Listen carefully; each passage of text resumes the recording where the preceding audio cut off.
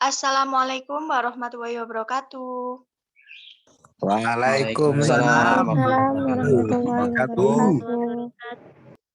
Selamat pagi Bapak Wiku dan teman-teman yang berbahagia. Pertama-tama marilah kita panjatkan puja dan puji syukur kehadirat Ilahi Robbi yang mana telah melimpahkan rahmat serta hidayahnya sehingga kita berkumpul dalam perkuliahan, kurikulum dan pembelajaran dalam keadaan sehat walafiat. Kedua kalinya sholawat serta salam semoga tetap tercurahkan kepada junjungan kita Nabi besar Muhammad SAW yang dimana beliau telah membimbing kita dari zaman jahiliyah menuju zaman ilmiah, yakni adinul Islam wal iman. Baiklah, untuk mempersingkat waktu, izinkanlah saya untuk memperkenalkan diri saya dahulu. Perkenalkan, nama saya adalah Aristalia Hevi Febrianti. Di sini saya sebagai moderator pada presentasi kelompok 1 dengan anggota Mas Muhammad Syahrul Ramadan dan juga Mbak Ana Zuyina Fitri dengan materinya yaitu model pengembangan kurikulum dan pembelajaran. Sebelum presentasi kita mulai, alangkah lebih baiknya kita berdoa terlebih dahulu. Berdoa mulai.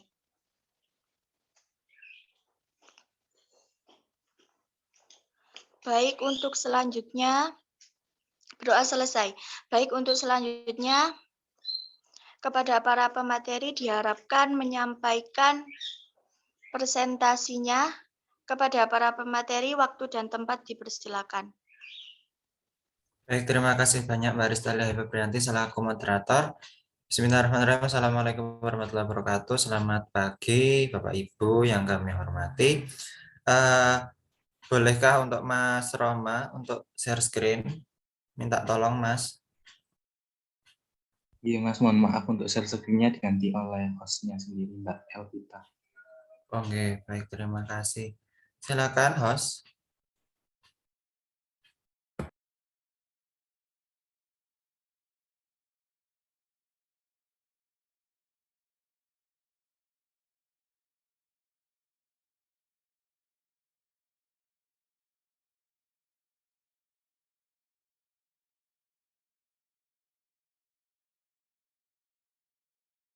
Ini sudah saya nyalakan share screen-nya.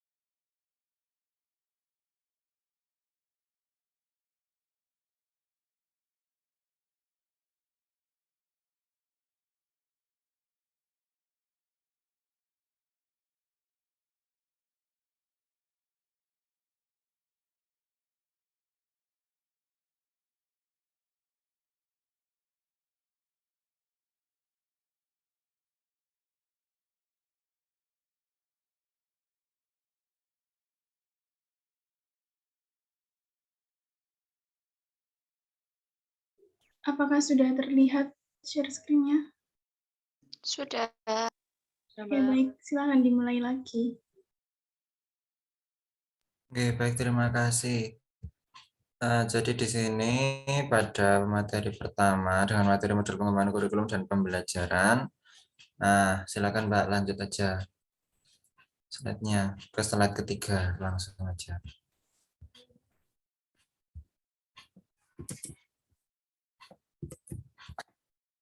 Oke, jadi pada slide ketiga yaitu terkait dengan kenapa adanya model pengembangan kurikulum dan pembelajaran. Nah, kurikulum itu selalu harus dikembangkan model-modelnya. Kenapa? Karena sebagai suatu alternatif yang sistematis dan mereka mendesain, menerapkan, juga mengevaluasi. Nah, pengembangan kurikulum sendiri itu merupakan salah satu langkah di mana untuk memperbaiki kualitas kurikulum yang ada di Indonesia saat ini. Next, Mbak.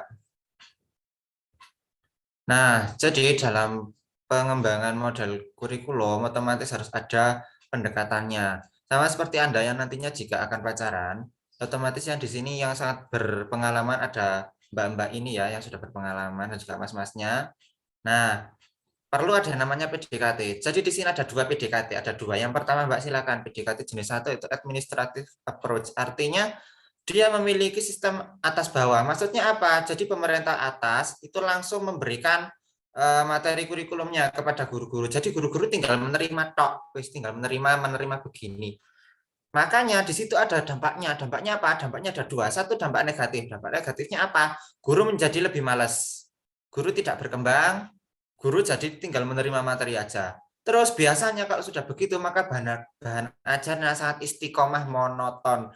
Sehingga kalau sudah monoton biasanya peserta didik itu ya pasti otomatis akan malas-malesan ya, dan juga peserta didiknya itu tidak diperhatikan lebih detail oleh guru begitu. Nah, kelebihannya apa? Kelebihannya adalah semua kurikulum yang ada di seluruh Indonesia nantinya akan sama. Dimanapun Anda berada, nantinya kurikulumnya akan sama. Gitu. Next, Mbak. Yang kedua itu grassroots approach. Jadi grassroots approach ini lebih ditekankan bahwa guru itu yang lebih mengembangkan kurikulumnya. Jadi gurunya lebih aktif, lebih kreatif. Nah, kalau grassroots approach ini syaratnya ada 2. Kurikulumnya bisa dikreasikan dan juga gurunya harus profesional. Nah, kalau kurikulumnya fleksibel, maka guru boleh berkreasi. Kalau kurikulumnya yang seperti tadi, maka tidak boleh yang administratif approach tadi, karena sudah ditetapkan oleh pemerintah.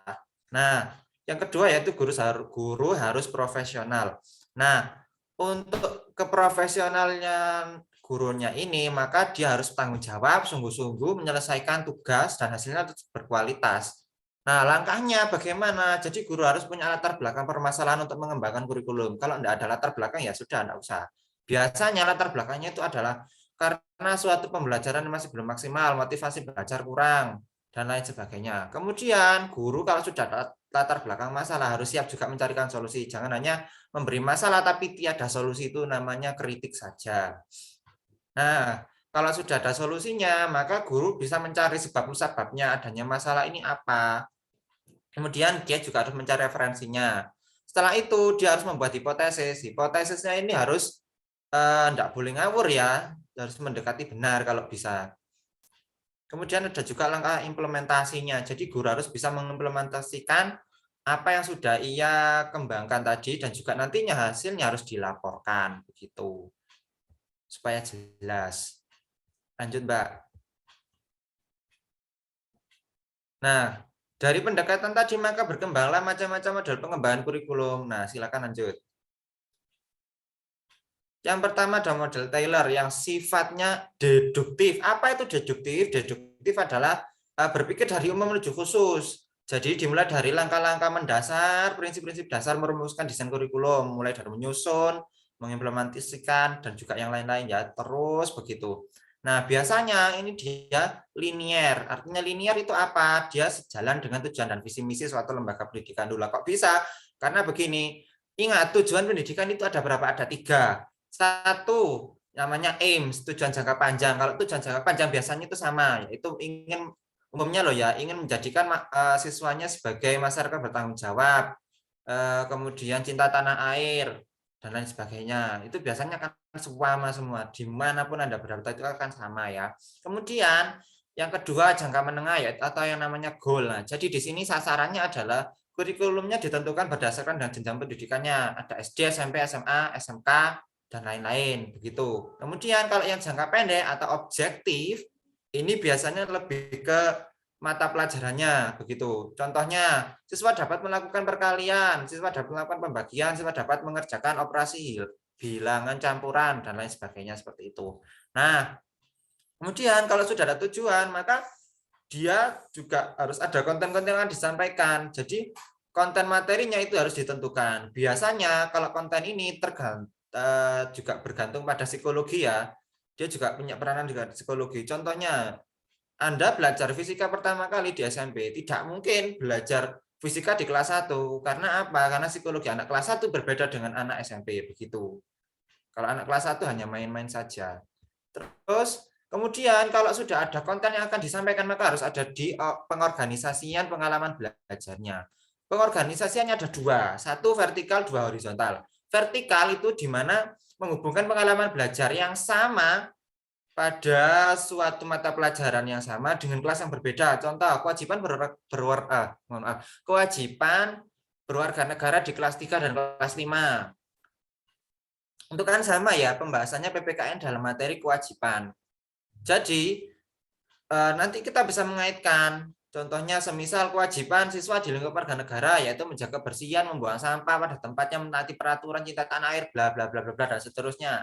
Artinya di sini manfaatnya vertikal adalah materinya dia semakin paham, dia semakin menambah wawasan begitu. Kemudian yang horizontal ini kan setara artinya maka pengaitan suatu pembelajaran pada lingkup kelas yang sama. Contoh, kewajiban berwarga negara kelas 3 dikaitkan dengan katakanlah materi toharot atau kebersihan begitu ya. Kewajiban bernegara yaitu menjaga kebersihan. Nah, ini bisa dikaitkan dengan anadofatu minal iman, kebersihan sebagian dari iman. Kemudian nanti siswa bisa mengembangkan, guru bisa memberikan stimulus. Contoh, bagaimana kira-kira kaitannya? Nah, kaitannya adalah yaitu menjaga kebersihan merupakan kewajiban semua orang dan kebersihan merupakan sebagian dari iman. Itu enggak apa-apa. Kemudian yang selanjutnya adalah evaluasi. Nah, kalau evaluasi ini harus ada dua hal yang harus diperhatikan. Yang pertama, menilai perubahan tingkah laku, di mana guru nanti bisa memberikan observasi. Guru bisa observasi langsung kepada siswanya, atau guru bisa juga memberikan suatu penilaian angket begitu. Kalau observasi langsung, dia bisa di tataran SD ya, ini umumnya kan wali kelas saja. Wali kelas bisa gandeng dengan guru mapel lain seperti bahasa Inggris, agama, PJUK, TIK, bahasa Arab, bahasa Jawa, dan lain-lain untuk menilai perubahan tingkah laku siswanya. Kemudian kalau yang angket sejawat itu biasanya membagikan angket untuk siswanya tersebut. Kemudian ada juga penilaian evaluasi itu bisa lebih dari satu. Misal saja begini, membandingkan antara penilaian awal dan penilaian akhir, pre-test dengan post-test, begitu. Nanti bisa dibandingkan. Biasanya ini diterapkan waktu Anda ingin skripsi, begitu. Biasanya ada percobaan begitu ke lapangan. Oke, Mbak, lanjut. Yang selanjutnya itu terkait dengan yang disampaikan oleh Hilda Taba. Nah, Hilda Taba itu juga salah satu pengembang, dia berbanding terbalik dengan Taylor. Jadi di sini Hilda Taba itu mengemukakan bahwasannya artis itu adalah orang yang harus bisa mengembangkan perwatakannya, yaitu artis yang bisa mengembangkan kurikulum. Guru harus bisa mengembangkan kurikulum. Jadi dia sesuai dengan apa yang disampaikan oleh grassroots approach begitu. Nah, tapi ya kalau Hilda Taba ini langkahnya panjang sekali, ada 7 langkah yang harus ditempuh begitu. Oke, kalau yang di Hilda Taba, dia itu yang pertama harus mendiagnosis kebutuhan. Jadi kebutuhan siswanya bagaimana, dia harus tahu, mengetahui latar belakangnya. Kemudian dia juga merumuskan tujuan pembelajarannya. Kemudian setelah itu menseleksi materi. Kalau sudah materi diseleksi, maka nanti materi itu disusun, diruntut sesuai dengan materinya anak-anak. Semisal pada bab 1 terkait dengan perkalian, kemudian bab 2 pembagian, bab 3 terkait dengan operasi bilangan campuran. Jangan bilangan campuran dulu, baru perkalian pembagian. Itu kebalik ya. Jadi kalau yang didata apa seperti itu. Kemudian menyeleksi terkait dengan pengalaman belajar siswa, pengorganisasian pengalaman belajar, dan juga penentuan indikator keberhasilan. Nah, kalau model Hilda Taba ini sesuai dengan tujuan utama dari KTSP yang mana memberdayakan, mandirikan melalui kewenangan sekolah untuk mengambil keputusan partisipatif dalam pengembangan kurikulum. Lanjut, Mbak. Yang selanjutnya yaitu skill back. Nah, skill back ini sebetulnya model dinamis ya. Bahwasanya kalau model dinamis itu dia akan selalu berubah-ubah, tetapi dia karena perubahannya ini dia menetapkan ada beberapa hal mulai dari analisis situasi, merumuskan tujuan, membuat program, interpretasi, kemudian ada monitoring. Jadi dia sangat menyeleksi betul kalau di skill back ini. Kalau di skill back dia juga sangat diterapkan di pada level sekolah SCBD, School Based Curriculum Development. Jadi ditujukan pada guru yang mau mengembangkan kurikulum dengan dengan kebutuhan sekolahnya. Mungkin itu dari saya, kurang lebihnya saya mohon maaf. Selanjutnya akan saya berikan kepada Mbak Ana Zuhina Fitri. Monggo Mbak Ana. Ya, terima kasih Mas Syahrul. PPT-nya next, Mbak. Baik, di sini saya akan melanjutkan mengenai pengembangan model kurikulum yaitu model Alifa. Nah, jadi dalam model Alifa ini dirancang dengan menggambarkan konsep yang sistematis dan komprehensif. Nah, maksudnya itu adalah rancangan yang menjelaskan secara utuh dan menyeluruh yang terbentuk dalam sebuah sistem. Nah, dalam pengembangannya sendiri itu yang pertama kurikulum dalam menentukan tujuan dan pendidikan serta landasan filosofi dan psikologi. Yang mana dalam landasan kurikulum yang filosofi itu terdapat hakikat individu, sosial, kemudian susila dan religius. Nah, tujuannya itu diyakini berasal dari kebutuhan masyarakat. Kemudian dalam analisis kebutuhan masyarakat itu di mana suatu sekolah berada. Nah, kemudian selanjutnya yaitu tujuan khusus mengenai kurikulum berdasarkan tujuan. Nah, dalam komponen selanjutnya yaitu untuk mengorganisir dan mengimplementasikan kurikulum, membentuk dan membangun struktur kurikulum dengan diorganisir. Nah, selanjutnya yaitu melukiskan perincian lebih lanjut mengenai pelaksanaannya lewat pengajaran yang juga mencakup tujuan instruksional umum dan khusus. Nah, selanjutnya yaitu strategi dalam pengembangannya dengan tercapainya pencapaian di kelas.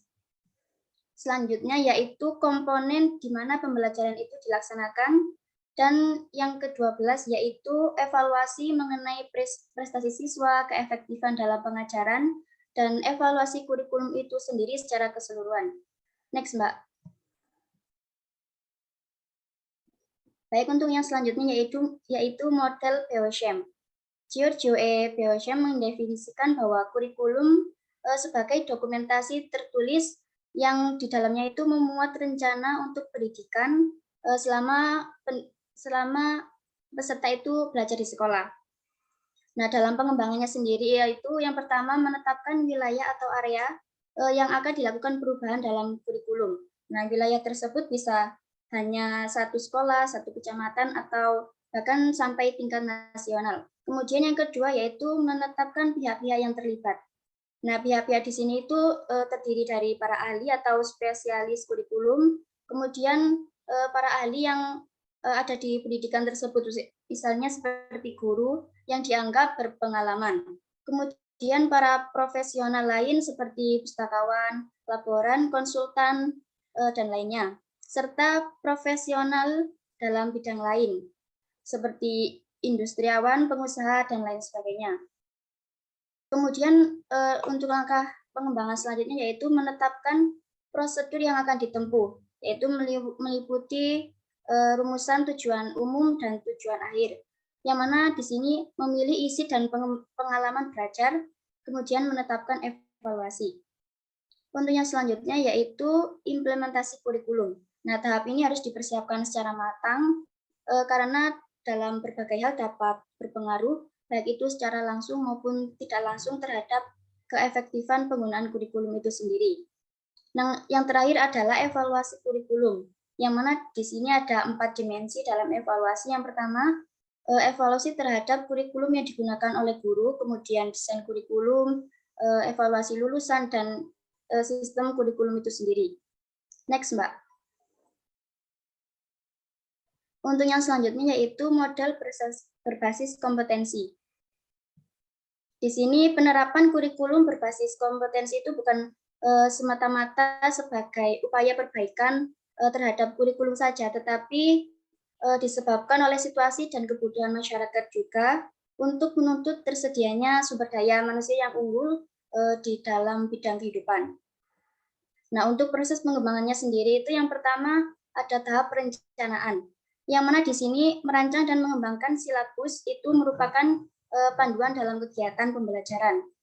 Nah, untuk prinsip-prinsip yang dipakai dalam model berbasis kompetensi ini yaitu mengembangkan silabus dan diikuti oleh prinsip pengembangan pada umumnya. Karena di sini silabus itu merupakan salah satu produk dalam pengembangan kurikulum berbasis kompetensi. Kemudian langkah selanjutnya yaitu implementasi dalam kurikulum, yang mana di sini bisa dikatakan bahwa implementasi itu adalah proses pengajarannya dalam kelas itu sendiri. Kemudian tahap evaluasi ini sangat beralasan bahwa evaluasi itu merupakan salah satu komponen pokok yang kemudian bisa menjadi acuan kalau kurikulum ini bisa dilakukan dan menyesuaikan dengan model kurikulum yang lain. Lanjut, Mbak. Untuk selanjutnya yaitu model berbasis masyarakat. Nah, dalam kurikulum ini dikembangkan baik dalam lingkungan nasional maupun regional yang ciri utamanya itu berkaitan dengan komponen kurikulum dengan berbagai aspek dan dimensi kehidupan masyarakat. Baik itu kurikulum dalam bentuk dokumen atau rencana maupun dalam bentuk proses pembelajarannya. Nah, untuk prosesnya sendiri yang pertama itu penentuan tujuan berdasarkan psikologi pendidikan, kemudian analisis kebutuhan masyarakat, kemudian menentukan tujuan kurikulum baik tujuan umum maupun tujuan khusus, dan mengimplementasikan kurikulum ini sebagai pembelajaran di kelas, kemudian menyeleksi strategi pembelajaran seperti kegiatan, model, dan metode apa yang digunakan dalam pembelajaran. Kemudian adalah teknik evaluasi, yang mana untuk mengecek apakah dalam model pengembangan ini sudah sesuai atau belum. Mungkin itu saja yang dapat saya sampaikan. Apabila ada kesalahan, kami mohon maaf, kami kembalikan kepada moderator. Terima kasih. Baik, terima kasih kepada para pemateri yang sudah menyampaikan materinya dengan baik, singkat, padat, dan jelas. Nah, untuk selanjutnya akan ada sesi tanya-jawab di mana konsep tanya-jawab presentasi kali ini adalah pertanyaan-pertanyaan teman-teman sudah tercantum di peer review minggu lalu. Kemudian dari pertanyaan-pertanyaan tersebut, pemateri memilih pertanyaan mana yang sangat penting dan perlu dijelaskan. Nah, untuk selanjutnya kepada pemateri diharapkan membaca pertanyaan pilihan dan menjawabnya kepada pemateri, waktu dan tempat dipersilakan.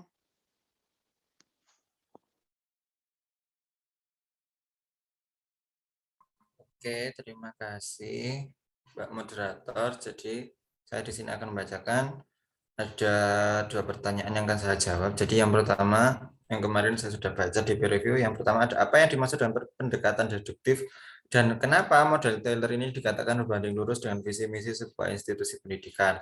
Sedangkan tiap institusi pendidikan memiliki visi misi yang berbeda. Oke, jadi begini. Berpendekatan deduktif. Deduktif artinya dia berpendekatan dari yang umum menuju ke yang khusus, begitu nggih? Nah, dalam pendekatan umum sendiri ini biasanya kan sangat-sangat itu ya sudah ditentukan memang dari awal terkait dengan visi misi juga. Nah, kemudian kalau terkait dengan visi misi biasanya itu memang akan berbeda-beda setiap institusi ya, otomatis itu berbeda-beda. Tapi apa yang menjadikan sama? Yang menjadikan sama terkait dengan tujuan jangka panjangnya itu biasanya akan sama karena berlandaskan pada apa nilai-nilai filosofis atau nilai-nilai filsafat. Nah, nilai-nilai filsafat ini ditentukan dari mana? Dari ya punya negara kita sendiri yaitu apa? Pancasila begitu. Kemudian kalau yang tujuan objektifnya itu juga akan sama begitu. Kalau misalnya pada mapel-mapel tertentu katakanlah matematika tadi ya otomatis biasanya kan akan sama begitu. Karena apa? Karena guru masa kini itu ya mohon maaf ya saya katakan males. Kenapa? Buat RPP saja kan kadang guru enggak buat itu. Yang buat siapa yang buat adalah online. Jadi gurunya tinggal download aja begitu. Jadi semua akan sama begitu kalau tujuan objektifnya. Kemudian untuk yang selanjutnya terkait dengan ini sebentar. Hilang tadi. Oh ya, ini sudah. Jika terjadi perubahan kurikulum hanya pada satu wilayah saja, apakah itu tidak mempengaruhi pemerataan pendidikan di Indonesia? Oke, jadi perubahan kurikulum ini yang menentukan juga masing-masing daerah juga punya wewenang memang. Contohnya saja kalau di Jawa Timur itu akan ada kurikulum mulok, nanti juga akan dibahas oleh kelompok selanjutnya terkait dengan mulok, kelompok 2 atau kelompok 3 saya lupa itu. Nah, mulok ini nantinya itu akan disesuaikan dengan kekhasan budaya masing-masing, kekhasan cirinya masing-masing. Contoh katakanlah untuk daerah Jawa Timur ya, daerah Jawa Timur itu kan mulaknya biasanya bahasa daerah. Ada bahasa daerah itu di Jawa Timur itu ada 3. 1 bahasa Jawa, 2 bahasa Madura, kadang yang 3 itu ada bahasa osing. Kalau enggak gitu, secara kebudayaan daerah Banyuwangi itu harus disesuaikan dengan milik daerah masing-masing. Dan juga kalau yang mulak ini biasanya terkait seperti mata pelajaran kayak prakarya begitu. Nah, prakarya ini juga salah satu mulak ya. Kadang prakarya itu ada yang membahas makanan, ada juga yang membahas peternakan. Kalau semisal peternakan itu kalau daerah seperti Blitar, Tulungagung, Trenggalek itu kan di sana banyak ditemukan belumbangan. Belumbangan itu kayak tambak ikan kolam besar begitu ya, ada koi, ada gurame, ada mujadis. Itu ada materi untuk prakarya peternakan, bukan peternakan ya, apa itu? Saya lupa itu nama. Pembudidayaan kalau tidak salah, budidaya itu ada daerah sana. Kemudian kalau daerah seperti Kota Malang, Kota Batu, ini kadang kan prakaryanya membahas makanan daerah khas seperti orem-orem, bakso, dan lain-lain itu. Mungkin itu yang bisa saya sampaikan. Baik, terima kasih kepada para pemateri yang sudah menjawab pertanyaan di peer review pertanyaan minggu lalu oleh teman-teman. Baik, sebelum kita menutup presentasi hari ini, izinkanlah saya untuk menjabarkan kesimpulan presentasi hari ini. Yang pertama yaitu model pengembangan kurikulum merupakan suatu alternatif prosedur yang sistematis dalam rangka mendesain, menerapkan, mengevaluasi suatu kurikulum. Pendekatan model pengembangan kurikulum juga digunakan untuk menyusun kurikulum apabila diperlukan untuk menyempurnakan atau merevisi atau memperbaiki kurikulum yang telah dikembangkan secara mandiri oleh pemerintah baik di wilayah tataran pusat, daerah, atau sekolah. Nah, dalam model pendekatan pengembangan kurikulum ada 2 cara yang cukup terkenal. Yang pertama tadi yaitu administratif atau administrative approach, dan yang kedua yaitu model pendekatan akar rumput atau grassroots approach. Mungkin itu saja yang dapat saya jabarkan. Untuk selanjutnya, saya meminta maaf kepada moderator apabila dalam perjalanan presentasi pada hari ini ada salah kata maupun perbuatan, serta saya berterima kasih kepada pemateri dan teman-teman semua yang sudah berpartisipasi dalam presentasi hari ini. Semoga bermanfaat. Akhirul kalam. Wassalamualaikum warahmatullahi wabarakatuh. Terima kasih semuanya. Waalaikumsalam warahmatullahi Terima kasih Mbak Baik. Waalaikumsalam warahmatullahi wabarakatuh.